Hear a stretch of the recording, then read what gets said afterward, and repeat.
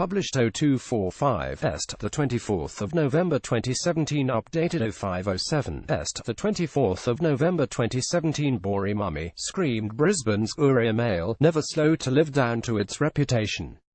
Stodgy Poms bring a touch of boycott. As Australia managed all of 11 runs from the first 10 overs after tea on the second day before Steve Smith broke the sles with an ondrive off Stuart Broad, it was a reminder never to go too early with your gloating.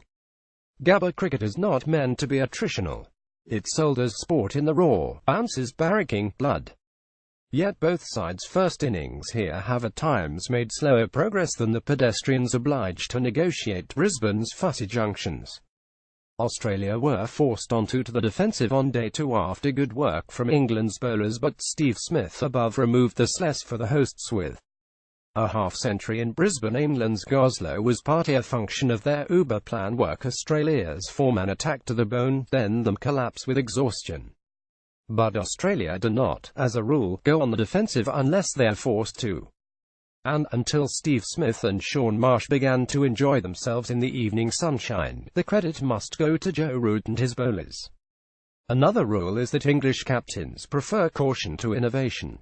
In a county game, Mike Brearley once placed a helmet at short leg in the hope of persuading the batsman to aim across the line in search of the 5 penalty runs he would collect for hitting it. The tactic was quickly banned, but Brearley remains out on his own for lateral thinking. History may one day tell us that Root was not far behind. To David Warner, he set a deep point early on, a move slammed as negative by the old pros in the commentary box, but in fact part of England's strategy of drying up Australia's most dangerous batsman.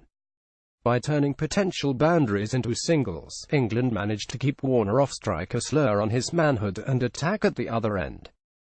Cameron Bancroft and Usman Khawaja duly came and went. Khawaja after Root boldly brought Moeen Ali into the attack after 8 overs. England captain Joe Root clenches his fist in celebration during the visitors' early offensive. Jake Ball celebrates after taking the crucial early wicket of the dangerous David Warner for 26. England believe Warner tends to get fidgety when he doesn't face many deliveries.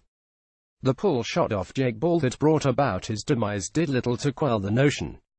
Against Smith, Australia's other big beast, Root had plans too. The leg slip he posted looked like a nod to England's temporary fast bowling coach Shane Bond, whose native New Zealand team have employed the tactic against Smith in the past. And Broad wasn't afraid of hiding the ball outside or off stump, exchanging smiles with Smith as another one passed through to Johnny Bairstow. Smith came to the crease with the hosts struggling, but he finished unbeaten on 64. Jimmy Anderson left used all his wiles to trap Peter Handscomb in front shortly after tea. This wasn't quite the death by boredom it appeared. One of England's tactics to Smith is to drag him across his stumps, then get him LBW with a straight one. It's just that Australia's captain was up to the task. That on-drive off Broad came off precisely such an attempt, and Smith, being the world's best batsman, was alive to it. Of course, every captain needs his bowlers to back him up. For the most part, England's obliged.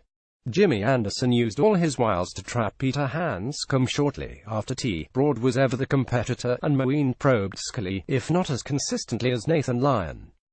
But Chris Woakes, whose duck earlier in the day had hastened England's collapse, was not at his best, and Ball strove for rhythm after removing Warner. It was all a decent advert for a 5-man attack, with Marsh keeping Smith company to turn a perilous 76 for 4 into a more palatable 165 for 4. England will need everyone to chip in on Saturday. And they have a captain who will chivvy them all the way. Glenn Maxwell, controversially overlooked for Australia's number 6 position, placed the selectors under even more pressure by hitting an unbeaten 213 on the first day of Victoria's Sheffield Shield match against New South Wales in Sydney. It made Shaun Marsh's unbeaten 44 on the second day at the Gabba all the more significant. England were cock-a-hoop to get rid of David Warner for just 26. 3 of his previous Test innings at the Gabba had produced centuries, a punishing 124 the last time England visited, then 2 in the same game against New Zealand 2 years ago. This was the 7th time England have batted first at Brisbane, and on the 2 previous occasions they have passed 300, they have gone on to win.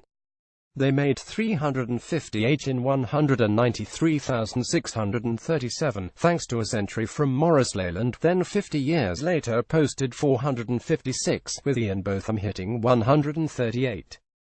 Will the 302 be enough this time? By finishing the second day unbeaten on 64, Australian captain Steve Smith took his Test average back above 60. Counting batsmen who have played at least 20 Test innings, Smith is only 6 players in history to top the mark. Don Bradman is miles in front on 99.94, followed by Adam Voge 61, Graham Pollock, George Headley, Herbert Sutcliffe and Smith all 60.